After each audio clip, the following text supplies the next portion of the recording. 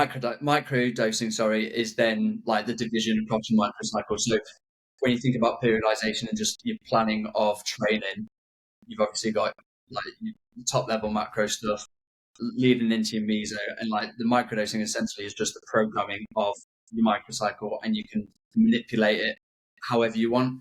So actually, if you are going for this emphasis periodization model where you might spend a couple of weeks really going after your strength and then your power being more of a secondary, or your endurance then being that tertiary, then actually at that point you may want to really focus any like big blocks of time on that strength work, and then your power work or your endurance work might be the stuff that is microdosed, so that it has less impact on the stuff you're really trying to focus on.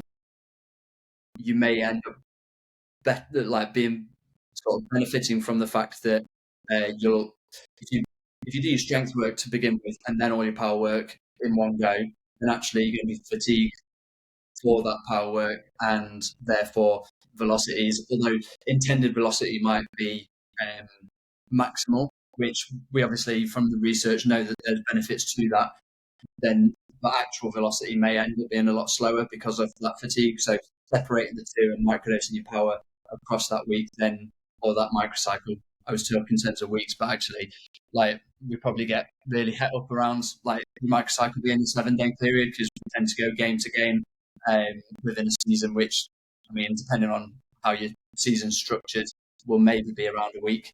But your microcycle could be 10 days. Some of the stuff we talked about in the review, Isherin has talked about a mini block, which is 2 weeks of condensed and focused blocks of work. Again, that 2 weeks could, in theory, be a microcycle rather than anything else. So yeah, I think there's flexibility within what your microcycle is. For us, when we go to tournaments, like potentially with the youth age groups, we only ever have a day. Well, we'll have 2 days in between fixtures, so it's really quick turnarounds for us. There are sports like, I know, ice hockey, basketball, where you've got like next day you've got a game. I know ice hockey's that way anyway.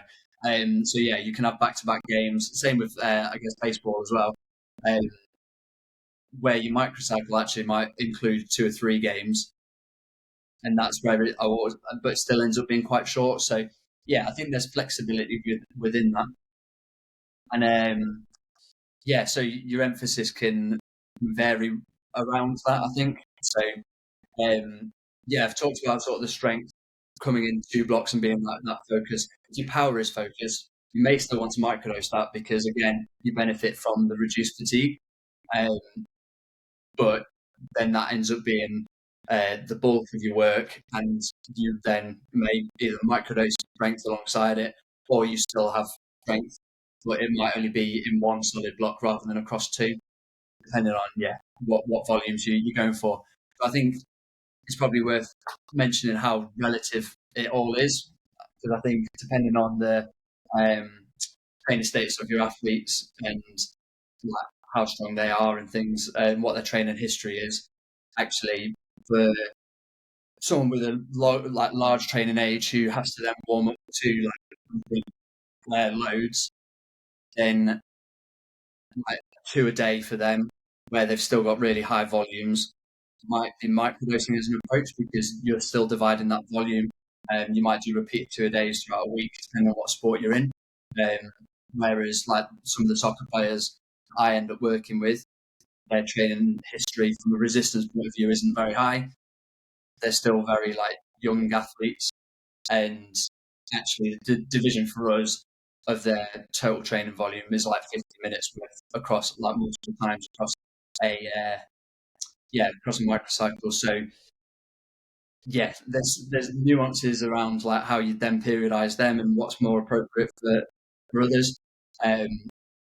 But yeah, I guess that's a couple of examples of how you might emphasize certain characteristics compared to others.